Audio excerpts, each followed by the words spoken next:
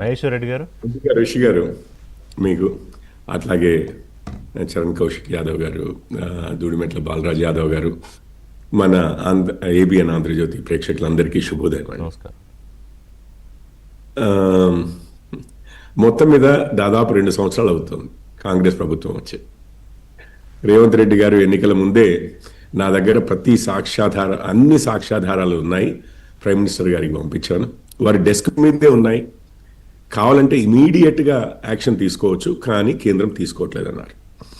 దాని తర్వాత 20 నెలల తర్వాత ఇప్పుడే కాంగ్రెస్ వారు చెప్పారు.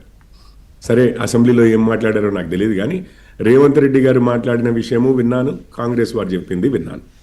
ఇందులో అంతర్రాష్ట్ర విషయాలు ఉన్నాయి. రిషి గారు, మీకు ఇది ఎప్పటి నుంచి తెలుసు సార్? ఏంటది? 5-6 ఏళ్ల నుంచి తెలుసా మనకి అంతర్రాష్ట్ర విషయాలు ఉన్నాయనేది. ఏది కాళేశ్వరం అని అంటే ఒక రాష్ట్రానికి సంబంధించింది కాదు, అంతర్రాష్ట్ర విషయాలు ఉన్నాయనేది. పోలవరం అనే కాదండి, పైన మహారాష్ట్రతో ఒప్పందము ఇవన్నీ కలిపితే అంతర్రాష్ట్ర విషయాలు ఉన్నాయని తెలుసు. కేంద్ర రాష్ట్ర సంస్థలు ఉన్నాయని మీకు ఎప్పటి నుంచి తెలుసు సార్? ఒక 5-6 ఏళ్ల నుంచి తెలుసా? ఏది మొదటి నుంచి మొదలు పెడితేనే ఆ అనుమతులు ఉన్నాయి, ఈ అనుమతులు ఉన్నాయని బీఆర్ఎస్ వారు అంటూనే ఉంటారు, రైట్? మనకు ఆ విషయం కూడా తెలిసిందే. సిడబ్ల్యూసి ఇట్లాంటి వ్యవస్థలు ఉన్నాయి. ఫైనాన్సింగ్, పిఎఫ్సి, ఆర్ఈసి, నేను ఎన్ని వేల కోట్లు కూడా చెప్తాను. 36,000 కోట్లు ఒకటి, 31,000 కోట్లు ఇట్లా ఉంటాయి. PFC, REC, Punjab national bank, Andhra bank, nationalised banks, ఇవన్నీ మనకు జగమెరిగిన సత్యాలు. ఎప్పటి నుంచి అండి? ఒక 5-6 ఏళ్ల నుంచో 7 సంవత్సరాల నుంచో. మీకు 2019కే దాదాపు లాంచ్ చేసేసారు చేయబట్టి మీకు ఇప్పటికీ 6 సంవత్సరాలు అవుతుంది. ఈ విషయాలన్నీ ప్రతి చిన్న పిల్లోడికి మన రాష్ట్రంలో తెలిసిన విషయాలు.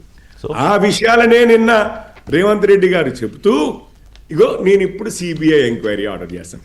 ఏం తెలుసుకోవడానికి 20 నెలలు డిలే చేశారు సార్? మీకు ఒక్క చిన్న అనుమానం రాదా? 20 నెలల్లో వాళ్ళు ప్రభుత్వంలో ఎన్నికల రిజల్ట్ వచ్చి 2 రోజుల తర్వాత కాంగ్రెస్ ప్రభుత్వం వచ్చే లోపే ఫోన్ ట్యాపింగ్ సాక్ష్యాధారాలని, ఇటు ఆ గొర్రెల పంపకం ఉంది చూసారా, దాంట్లో ఫైళ్ళని మొత్తం ఖాళీ చేసి కాల్చేసి పడేసిన విషయాలు మనందరికీ తెలిసిన విషయాలే కదా.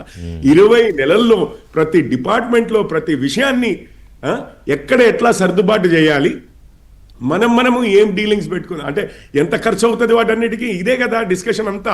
20 నెలలు డిలే చేసి పోనీ ఈరోజు పీసీ ఘోష్ కమిషన్ వచ్చింది అని అంటున్నాం, గారి కమిషన్. సరే, కమిషన్లో ఎన్ని వేల కోట్ల అవినీతి జరిగిందని చెప్పారండి? ఎవరు తిన్నారు అని చెప్పారు? ఎక్కడైనా 20 నెలలు అసలు ఎటువంటి ప్రోగ్రెస్ లేకుండా అదొక ప్రిలిమినరీ రిపోర్ట్ గా చూస్తే కాదు కిషోర్ రెడ్డి గారు, కాదు ఇప్పుడు సిబిఐ విచారణ విషయంలో ముఖ్యమంత్రి ఏమంటున్నారు, దీంట్లో ఇంకా లోతుగా సమగ్రంగా దర్యాప్తు జరగడానికి సిబిఐ కదా. అప్పుడు కేసీఆర్ గారు ఎంత అవినీతి, హరీష్ రావు ఎంత అవినీతి, ఈటెల రాజేందర్ గారికి ఇందులో ఒక బిరుదు ఉంది. తర్వాత తెలిసిన విషయం కొత్తది.